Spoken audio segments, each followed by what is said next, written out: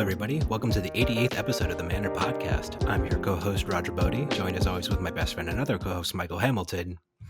Michael, I'm broke. I'm tired of being broke all the time.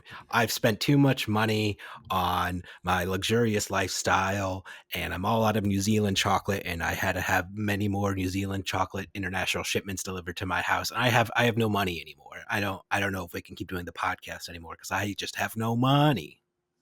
That's sure a problem. I know. What are some ways we could solve this problem? Well, we could push our Patreon some more, try to get some more Patreon subscribers, or we could look into sponsorships.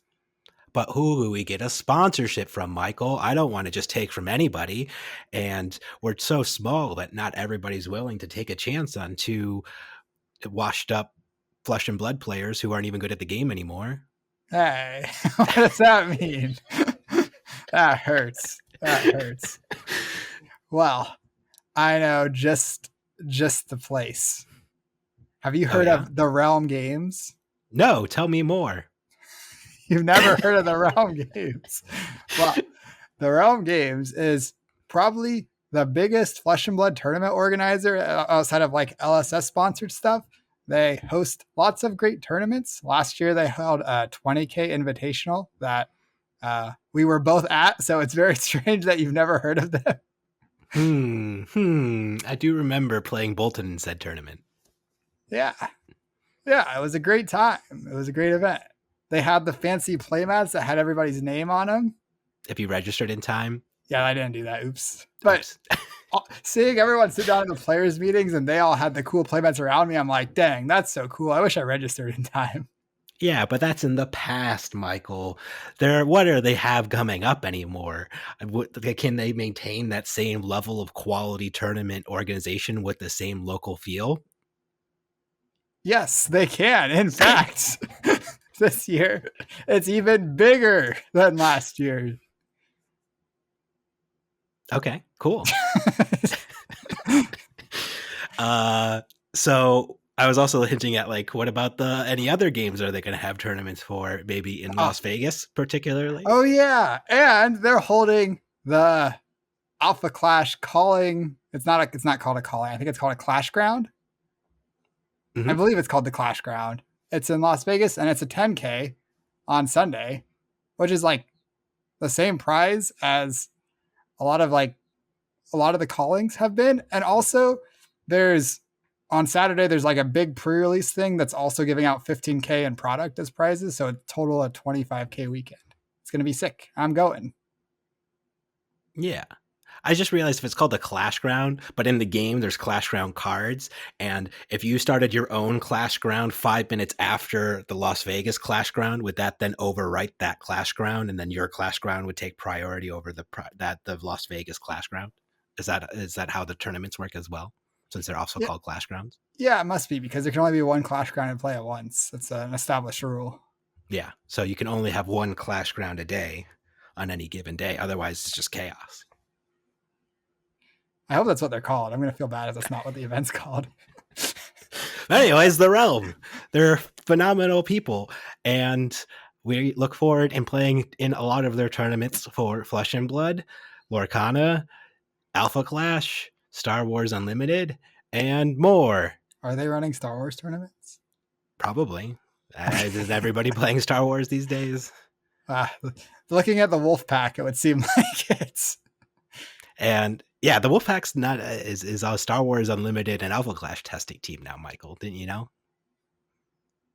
I don't know about Alpha Clash. We got a little bit of Alpha Clash going on. Yeah, we got you, me, Zach, Ian, Tim. Oh, Tim doesn't play Alpha Clash. He tried it and he said he did not like it. But I'm going to try to convert him. We'll get him. Yeah. So thank you, Realm, for giving us money so I'm not broke anymore and continue doing the podcast. Thank you. And buying this lovely microphone. Do you see this new microphone? It's lovely. You're going to have one soon, but mine was delivered today and yours gets delivered tomorrow. And I'm probably going to have to go over and teach you how to use it because, or do you think you can handle setting up your own microphone? I can set up, well, We can do a Skype or Discord call and set it up. It's pretty complicated. You have to plug a wire into a box and then Yep. another wire into that box and then a wire into the microphone. It took a lot of technical savvy to get this working. And you got to plug the box into the computer, right? Yeah, that's what I said. You plug the wire into the box from the computer, and then the microphone You into the skipped same a step. box. I would have just had the wire like plugged into the Oh, box yeah, and then you're just right. dangling there. Like, why isn't it working? But True. in all seriousness, we are sponsored by the Realm now. They're a really great company. We sat and talked with the owners at Hartford. Hartford. Yes, that was the place. And then yeah, I'm happy to be working with them, and I'm excited for their tournament circuit coming up this year and their big invitational at the end of the year again.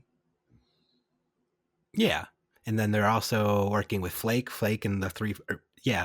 Flake is with them, and Sam O'Byrne and the whole Three Floating crew. They're really supporting the community in really great ways. And who knows, maybe they'll even keep doing more if you also are an amazing content creator or team organization. Okay. So what are we talking about today? So also, I want the Realm to eventually host a Sorcery tournament, since Sorcery is kind of like more of a grassroots thing and they're never going to directly organize their own tournaments. But, since there's no rules that say we can't play in the Sorcery tournaments, even if we're internal play testers, I figured it would at least be fair for us to kind of talk about like our overall guiding like thoughts, like when we're play testing, when we're thinking about game funness or whatever that might be, what are we trying to accomplish in that space? So this is kind of just more like a meta card game analysis of kind of like what we find fun, what we evaluate, like how we evaluate things, what we like out of card games, and kind of just like give some insight to like just what we're trying to accomplish with card games in general, I guess. Sure. From a design side, or like from as playing the card games? Both. We're not really Okay. designers for Sorcery at the moment, though, Sure, so it's sure. not like we're designing cards there. So that's why I didn't really want to speak to that in general. But who knows? Maybe one day. Yeah, I definitely enjoy design work, and I've had several hobby projects of design work, and I did design work for a while for an indie game that isn't doing the best, but You didn't design it good enough. yep, you're right. So to get started, Michael, I guess here's the most baseline question: what is fun? What is fun? Well, it varies a lot based on the person, but I think one thing that I think most people find fun is when they like discover something in the game and it's like their thing that they found, their thing that works really well or combines nicely, and they found it basically. It's really satisfying to kind of have that sense of discovery. Okay. So you think that it's important for players to find things that they identify with basically inside the game in order to make those kinds of personal connections to the cards? Yeah, yeah. So like what happens if I identify with like Stasis in Winter Orb and Magic Gathering and like Lockout or Channel like Frigid and Hypothermia in Flesh and Blood? What should I design for that funness, since that's what I personally love so much? Well, honestly, yeah, yes, I think you should create cards like that. I think that some might be pushed too far to where like the play experience of playing against them is like very negative, and that probably isn't worth it, or you don't want those cards to be too powerful so that like that negative play experience is like frequent. But I think cards like Channel like Frigid, things like Iceland are giving frostbites to slow your opponents down. Winter's Wail giving that extra tax when it hits. I think all that is just good design, I guess. It's just like it appeals to a subset of players that want to be that enjoy it when you're taking your opponent's really cool thing and making it a little bit more manageable. And I think that's fine. You enjoy disrupting your opponent, and that's part of. I think that should be part of card games. Otherwise, you just don't have interaction. You're just all doing your own thing. Yeah.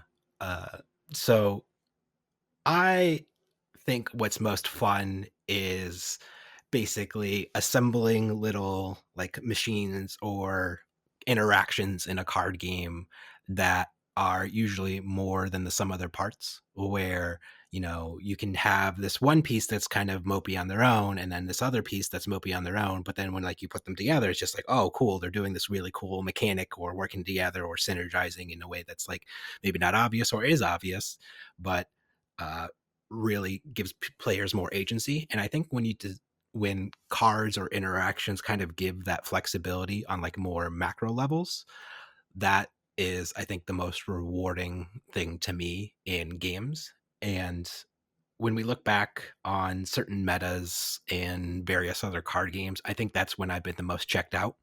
When there's been just a dominant strategy or just a lack of those cool, interesting things where I just feel like you're either doing X and playing X, Y, and Z together, or you're just wrong and an idiot. And why are you even showing up to this tournament card game? That's when I think card games are like the least interesting or healthy. And I think that's one of the biggest things that I think kills fun for me, basically. Yeah, that makes sense. I think a lot of the time, I guess that's kind of like why card games need to have more content come out, because eventually things get kind of figured out and there's not really anything left to discover that can compete with what's doing the best or what's the best performing. And maybe and Maybe. So that gets like to the interesting thing of like solved metas or things like that. And I think we saw that very quickly in Magic the Gathering, especially with things like Magic Online, with just the amount of reps and things like that. But even in solved metas, that still could be like a healthy meta game within that solved meta where there's still interesting decisions or things like that. So like even if we go to something completely different or outside of this like Super Smash Brothers Melee or something like that, where that's like a solved meta, right? We know intrinsically what characters are inherently like the best at this point or have the most like fundamentally strongest kits, but it's not like everybody should just play Fox or you're an idiot or something like that, I mean, I wouldn't say you're an idiot, but if you're trying to maximize your chance of winning the game, you should probably be playing one of the top characters in the game. Yeah, one of the top characters, not top character, right? Yeah, and I think formats can reach a point where they're solved and there's like 3 or 4 like tier 1 decks or decks that are all like good choices. And sometimes you get like a little like matchup triangle where one of the decks is good against, like, deck A is good against deck B is good against deck C, and deck C is good against deck A, and they're all just like good choices. Yeah, I think, or like, I think what we've had most recently in Flesh and Blood that people were kind of lamenting is, even though I was talking about like the triangle meta or whatever, like there were still lots of decks to play in one of those like prongs of the triangle in decks that are good against KO or whatever. There's lots of viable options and strategies in that area. And then even build of KO. I mean, we saw wildly divergent builds take place over the past couple of months. You're not playing Cast Bones. Some people love Cast Bones. Some people are playing Yellow Bear Fang. Some people are playing Yellow Wild Rides. Like, even in specific like solved metagames or metagames that people have, you know, a lot of knowledge in, that doesn't necessarily mean that like it's boring, I guess. Yeah, I think, well, I don't disagree with you. I would push against this meta being called a solved meta. I think like leading up to the Pro Tour, nobody even knew what the best deck was. Like there was talk of KO, there was talk of Dromai. It was Bolton. There was no talk of Bolton at all anywhere. You could look, you could scour the internet. No talk of Bolton, who is clearly the best deck. Clearly, that's why he crushed both the Pro Tour and the Calling with how many copies of the top 8? Like 8, right? 8 in each event. Probably sounds Yeah, right. something like that. So Bolton clearly the best deck, but I think like this meta game is very unsolved even after the Pro Tour. Like Dromai won, but the finals match against the Dorinthia, it was really, really close. Came down to basically the sigil draw off the Sync Blow at the end, where the Dromai was going to die, and then drew Sigil off Sync below it to live with like 2 health or whatever and close out the game with arcane damage. But it was an insanely close game. So right now, and Trollboy's going to Living Legend in a week or two. But right now, could you even say what the best deck in CC is? I know you would say Yeah. Bolin. Bolin, okay, yep. But I think most of the world couldn't say what the best CC deck is. Most of us don't know it's Bolin. Most of us are like, The Runaways and a lot of other people think it's Hatchet Dory. yeah, I think Hatchet Dory is very good, but it was very good in a meta game that Didn't know hadn't anything about it. adjusted. Yeah, hadn't known it was even a viable archetype. Like Hachidori was not on my list of things to test against when I think the last message in our Dorinthia channel that referenced hatchets was when I was like talking with Michael, who played Hatchet Dory like the last week before the new cards came out, and I'm like, "Ooh, this list looks sick." And then I'm like, "Wait, you need so many blues, and all the blues are so bad. I don't want to play Hatchet Dory." And then I went back to KO. Yeah. So I guess this is getting a little in the weeds now. So if we pull it back, Okay. So in Sorcery, though, it's not a competitively focused game, right? It's more based on like casuals and like the kitchen table feel and something like that. So how are we going to adapt our very clearly spiky sensibilities for something that is not that?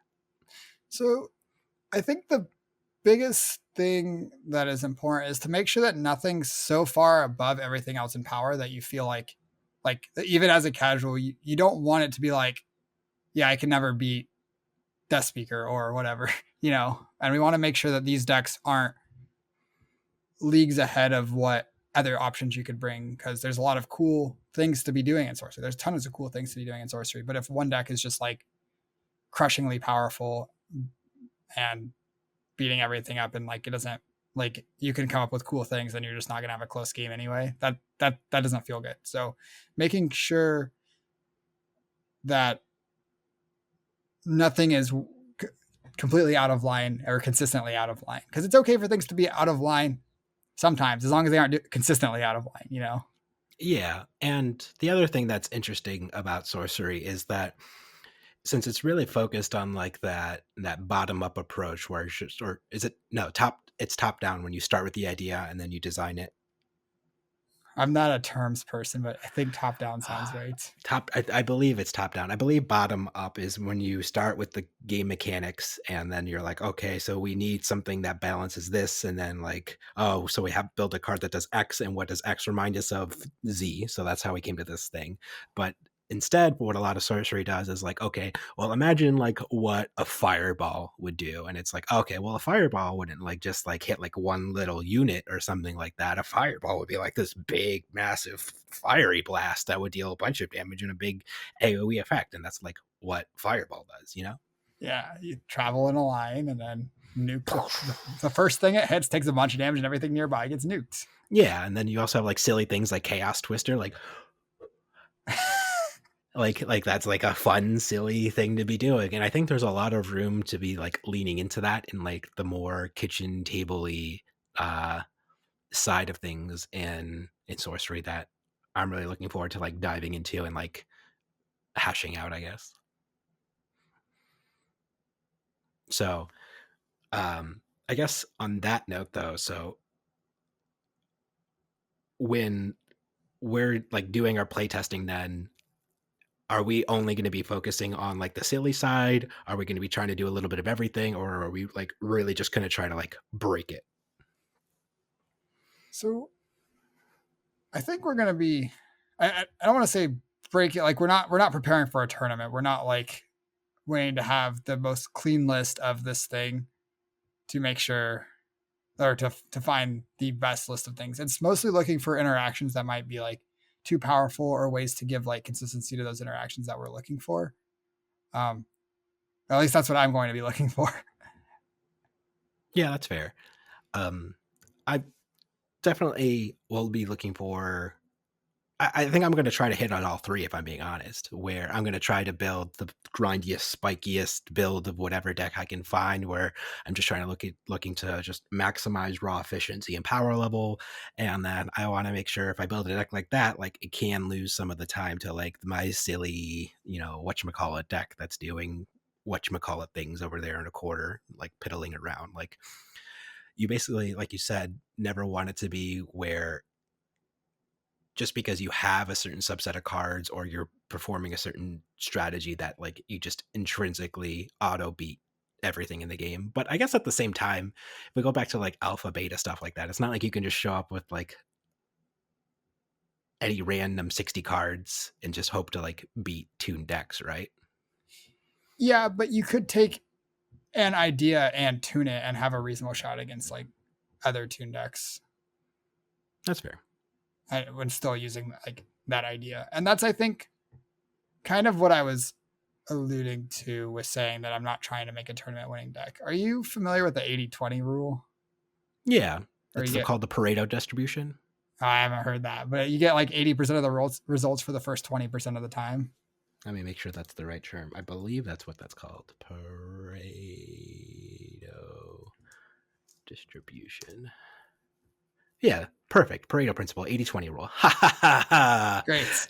I did it. Thanks, economics degree. You were worth something. Ooh. So I guess where I'm going with this is I think in preparing for tournaments, we spend a lot of time in that spending like a lot of time past the first 20% working on a deck, like where we're spending the rest of the time to get the last 20% of the results, because you're trying to get as tuned of a list as possible for the tournament. When you lock in on something, or my general approach is find something that feels powerful enough, lock in on it.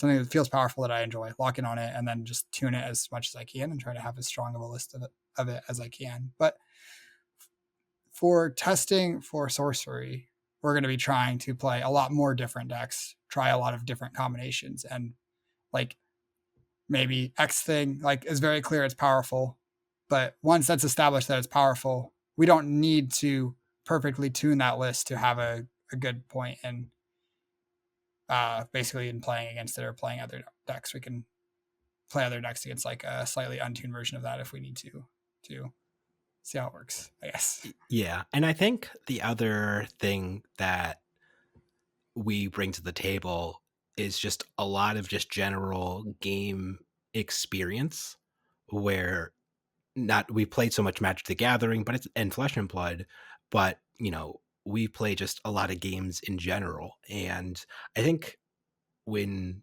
you've spent a decade plus of your life just playing a lot of like tabletop board and video games, especially like the card and tabletop games, you kind of get like just this general sense, like a sixth sense, I would say, about like a card or something like that, where when it's doing like a certain effect, you're just like, oh, okay, I know. And like in Magic, like land destruction was like super powerful, and if in sorcery they ever like touch that knob or something like that, like if they ever presented a card like that to me, that would be like something I would like really hone in and be like, we got to be really careful with this. Or like when Lost in Thought was first printed in Flesh and Blood, and I was like, oh, well, this is hand disruption. And I know in Magic the Gathering, hand disruption cards like Thoughtseize and things like that were really powerful and things you had to be really careful about. And Flesh and Blood, since the hands are more modular, though,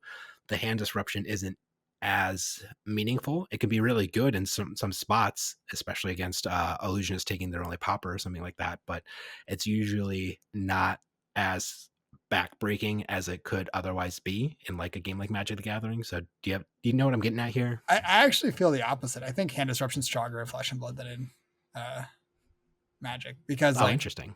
For example, if you look at their hand and they only have one red or one blue and you take that card, you're just stranded. I think there was I can't Mara versus Pat Eggsy. Is that what you're talking about? Yeah, that's the game from Cincinnati, the Battle Hardened, where I played Leviathan and scrubbed and died to Lexi a bunch. But Mara versus Pat, that game where Mara would attack with something, Pat would block with a card, planning on spending his hand one way with his blue and his cards that he wanted to play off the blue, and then he'd get Lost in Thought and it would strip away the blue. So I think like Lost in Thought costs a resource. It gives your opponent a ponder token, and it can only take attack actions. I think comparing that to like the hand disruption in Magic, I think Lost in Thought is toned down so much compared to like Even duress duress, or yeah. How much life would you have to give up in order to balance Thoughtseize and Flesh and Blood then? If it cost one resource and took any card. Yeah. And didn't give the ponder token. Mm-hmm. So basically, the amount of value that taking a specific card out of an opponent's hand is going to fluctuate wildly based on the context of I was their thinking hands. about 3 to 4. I think if you look at something, I think Surgical Extraction is our closest thing in Flesh and Blood right now to that, where you attack for 4, you get to look at their hand and banish a card from it. And I would say that hands that get hit by Surgical Extraction, a lot of the time your hand is like 4+ points worse than it would have been if you got to keep the best card in your hand. Sure. So it's just like a 1/2 block non-attack action that doesn't have go again. So it would take 4 life to balance that card. Yeah, I think if your hand on average is getting 4 points worse by being thought seized, then one resource is if your card is worth 3, your resource is worth 1, and then the life is also a cost you're paying. If you're paying 3 life, then you're paying 7 for this effect. There's no way it's only 4 points worse. It's got to be more than 4 points worse. I'm not sure. We'd have to test it out. Yeah, we have to do some play testing on this card. Workshop we would. I also just don't think this is very fun. Yeah, fun. Like the person, I think it's fun. The person casting it, you're paying a bunch of life. You're losing your action. You're spending your action to do this thing, and then the person getting this cast against them is like, "Dang, my hand doesn't do anything now." Sure, and also cards like this go against my overall design sensibilities of assembling things that are more than the sum of their parts, because this isn't combining with anything to be good. This is just a good effect on its own that you're playing because it's just like doing this very particular thing, and then it's tearing apart your opponent's things that they're trying to build that are more than the sum of their parts, because now you're saying you don't have as many parts to build a greater sum with. Good luck. So I never liked Thoughtseize all that much in Magic the Gathering. I was a control player, but I wasn't like a Thoughtseize control player. I at least like let you think you're going to play your cards before tapping like 2 blue and counterspelling it. There was a game there. Yeah, and I think that these like hand disruption effects kind of take away your ability to like combine cool sets of cards. Because if you get card A and card B and that makes a combo together that does something powerful, like then you get a look at their hand and take one of the pieces. It just like means that if these cards exist, you're just more encouraged to play just like raw powerful things rather than combos or synergies that are the cards individually are slightly weaker, but together they're better. Yeah. What about like a ninja card then? Like if you played Duress Fist at the prior combat chain link, when this attacks, look at your opponent's hand or something like that as like a chain finisher then. Yeah, I like what Flesh and Blood does a lot with it being tied to hitting, so that you kind of have the bailout of like, oh, my hand's not going to function if they take a specific card from me. I'm just going to block. I think that's like, it feels like it gives a lot of choice to the defender still, while also like still getting to include these powerful effects. Sure, that makes sense, and that also speaks to then the difference between an effect like Lost in Thought and then like effects like Winner's Bite or Coronet Peak and stuff like that, because ultimately your opponent's making the decision of what their least valuable card is and kind of playing around it, or just giving you a tunic counter half the time. I mean, Red Winner's Bite, they can't give you a tunic counter, but yeah, I think like there's a reason Red Winner's Bite is it costs 0, it has go again, doesn't have any other upside or downside. You get a card from them, they give you spend a card, you get a card. It's because your opponent gets to pick what card they give up, versus Lost in Thought, you getting to pick. You have to be a lot more careful with that. Yeah, absolutely. So I noticed though in Flesh and Blood though in particular, like you're famous for being like the value guy or like breaking down the game into like this very fundamentally like mathy kind of thing. Do you think Sorcery is going to be able to be like broken down in that same way for you, like when you're looking at it, or like does that carry over to other games, or was that something that was just somewhat unique to just kind of the mechanics to Flesh and Blood right now? So I think that yes, there are some number things that are like going to be a part of sorcery. Like you look at Vile Imp, and you get a 2 power guy that does 2 damage to something when it enters for 2 resources, only a single red pip. It's just like very efficient on fire pip, not red pip, fire threshold, and it's just a very efficient card. And like numbers, like very clearly, like hey, this card's pretty good. And lo and behold, a lot of decks are playing fire for Vile Imp, and most fire decks are playing 3 or 4 copies of it. That makes sense. And numbers, like thinking about the numbers on things, it just like a lot of things are intuitive. Like if the numbers are good, the card's probably going to be at least solid, unless it has a very specific metagame reason to be not good. But that said, it doesn't break down nearly as easily in Flesh and Blood, where for 70% of the heroes in the game, maybe more, everything that's not an illusionist, basically, you are everything has like kind of just like straight up numbers value to it, like the amount of damage that you deal. I guess fatigue probably falls outside of this too, but And I think Lumina Bolton does as well. no, I actually don't think. I think Lumina Bolton also boils down to value. It's just like we can talk about it later. It's just like you're getting more value by taking a lower value on this turn in exchange for bigger value on a later turn. I think Kano also falls into this category where it's still a value deck. It's just like Okay. you're I see what getting you're value saying. out of combining specific things. It's like a synergy value. But like I would say like illusionist and fatigue kind of fall outside of this because they don't care about maximizing value anymore. They're just like winning Try. on a different axis, basically. I get what you're saying. Sure, yeah.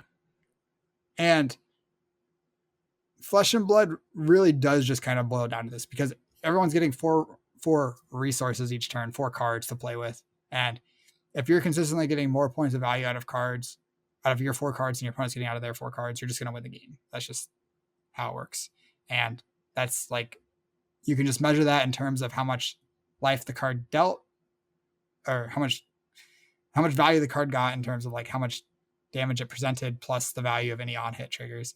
And then you can also measure on defense how much damage a card blocked. If you block with a 3 block, it was worth 3. You got 3 points of value out of it. Unless you block something that's attacking for 2, then you only get 2 points out of your 3 block because Sure, yeah. But basically, everything in Flesh and Blood, almost everything in Flesh and Blood, can be boiled down to that. Some things are like trickier to figure out. We've talked about Codex of Frailty being a card that's like a lot of value, but it's like really weird because you got this ponder token, you got this frailty token, you're getting an attack back, but it's just like a good value card. But and Channel Like Frigid can be really good value if your opponent's trying to take 6 actions. You're getting 6 points of value when they're taking their 6 actions off of it. So those kind of things can be like everything can eventually be broken down into a value proposition versus like in Sorcery, if I play my Violent and shoot your Sorcerer for 2 damage,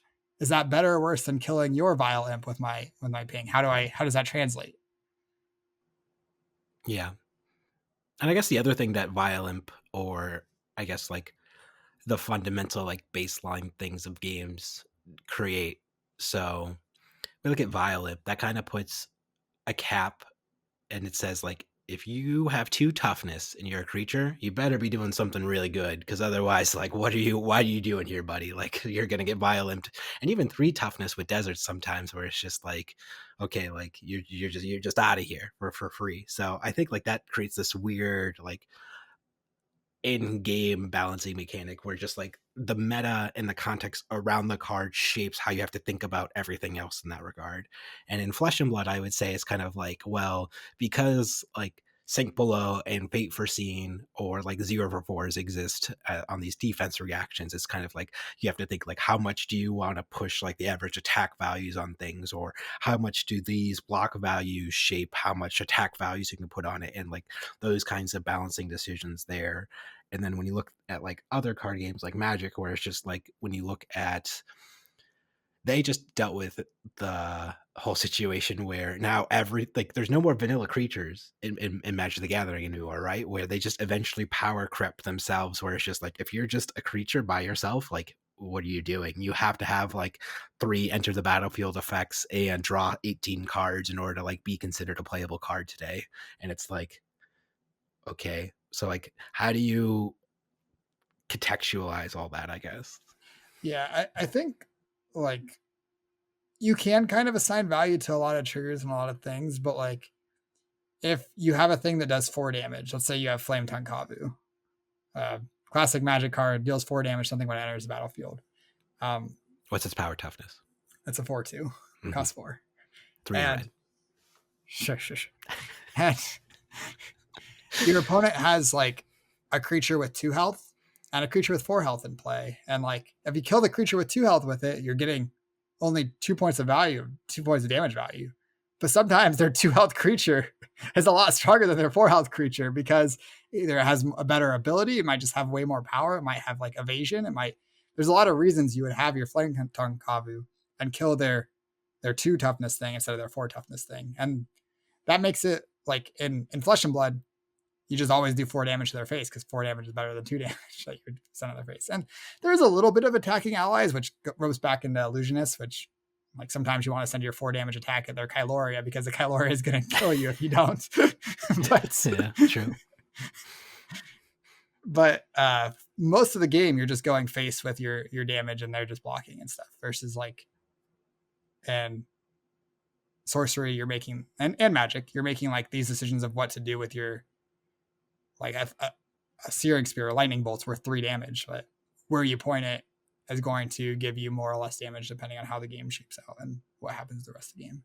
Yeah, and I think another thing that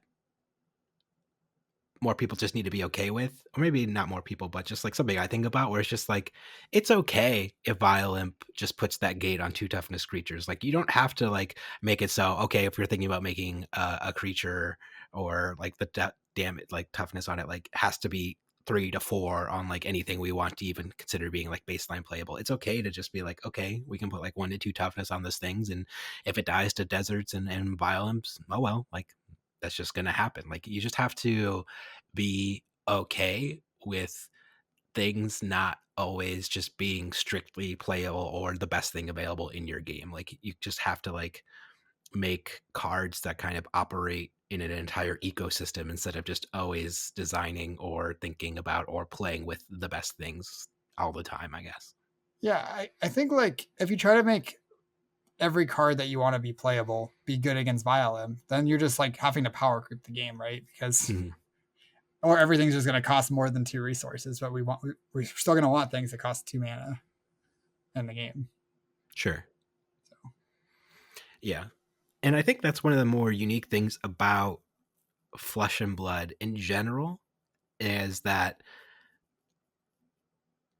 like you can get that same value, but the stratification of the class and talent system kind of makes it so like a 0 for 3 with Go Again is like radically different in like a Guardian than it is in like a Ninja or something like that. And so like that context changes. And I guess like and if we look at it from Sorcery too, though, like if Violent was blue, that would also change a lot of things then too. So it's just like the in-game colors and balancing and stuff like that also dictates a lot of this. Right? Yeah, though I think if Head Jab was a Guardian card, it would see about why can't Guardians jab people's head? They just can't do it. They're just like, I don't know how. I think it would see about as much play as it sees in Constructed Katsu right now. So fair enough. When's the last time you seen it open the center on the combat chain? Well, there's no descendant center wave or something like that. So I don't know. Bonds of jabbing.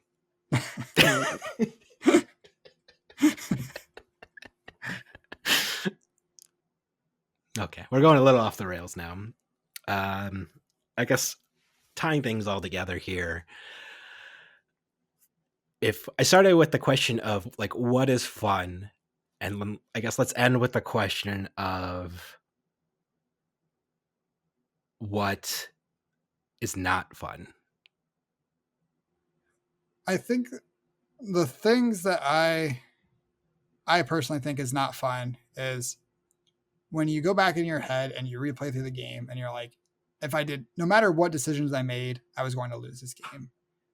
And that feels really frustrating. It happens a lot in Magic where you're in like a really interesting mid game and then you draw 4 lands in a row when you just like need to draw anything that does anything and you just brick, and there's nothing you can do in some situations, I guess, to not lose when that happens. And the more situations that come up where you couldn't have made better deck boarding decisions, you couldn't have made better play decisions, or like the decisions you made wouldn't have changed the outcome of the game or gotten you any closer to winning. That's what I think is the least fun, when there's just like your decisions don't matter. It doesn't matter what decisions you make. You just might as well not be playing the game if that's the case. Sure, that makes sense. I think there should be very little that is like off limits in terms of like what is unfun.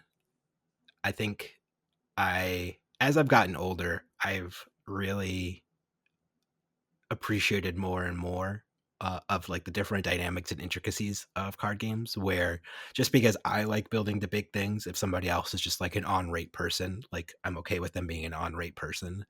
And if just because like I like control lockout strategies, I used to really hate aggressive strategies. I used to be like, if you're playing like burn or like a very aggressive like aggro deck like Fi or something like that, like I'd be like, I just hate this. Like why does this exist?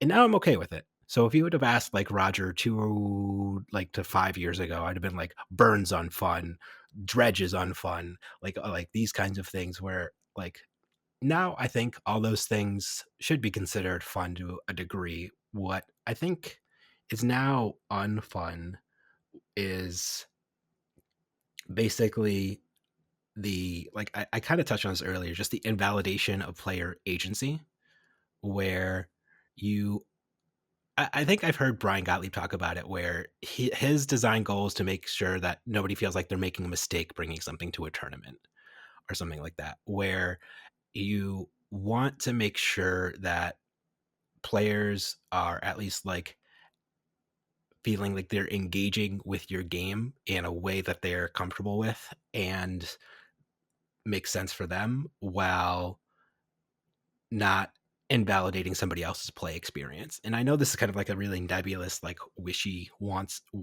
answer, but I think it's kind of a nebulous, wishy-washy question.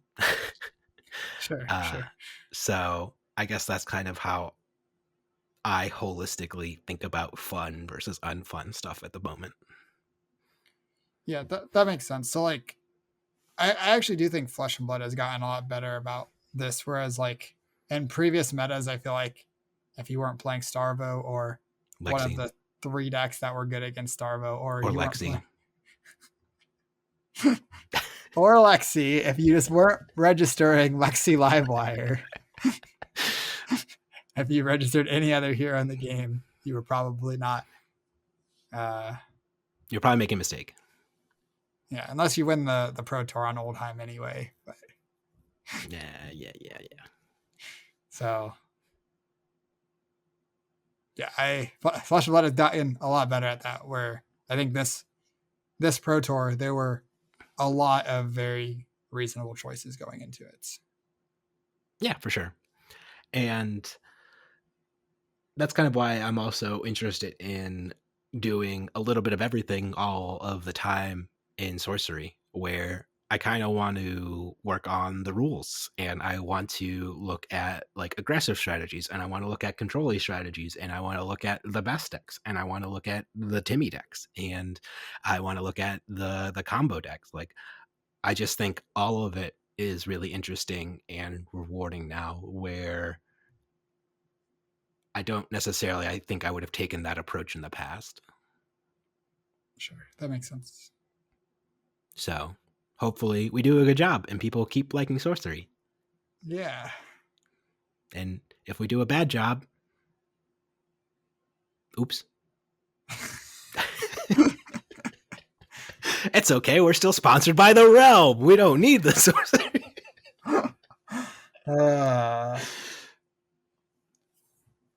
Any final thoughts there, buddy? I got nothing. You got no final thoughts. No. This whole conversation, it's drained you of all your thoughts. I all of your thoughts have been seized by this engaging question and answer session.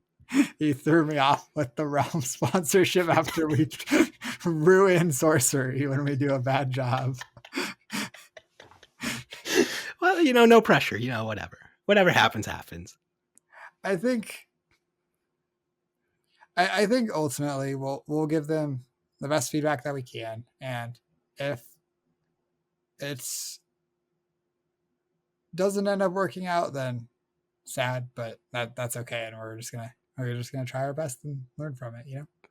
Yeah, it's just like asking out a hot girl at the bar. You miss 100% of the shots you don't take. Okay. Yeah, and this time Sorcery is the hot girl at the bar, and we're the drunk idiots that they're letting talk to them for some reason.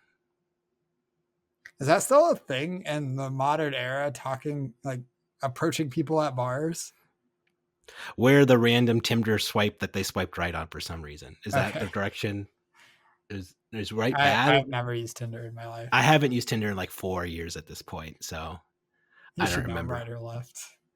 I don't remember which direction. I did actually never swiped. Because I hit the green check mark, and that was my Tinder strategy. I guess here's the last minute Tinder strategy is that dating apps are a law of large numbers game.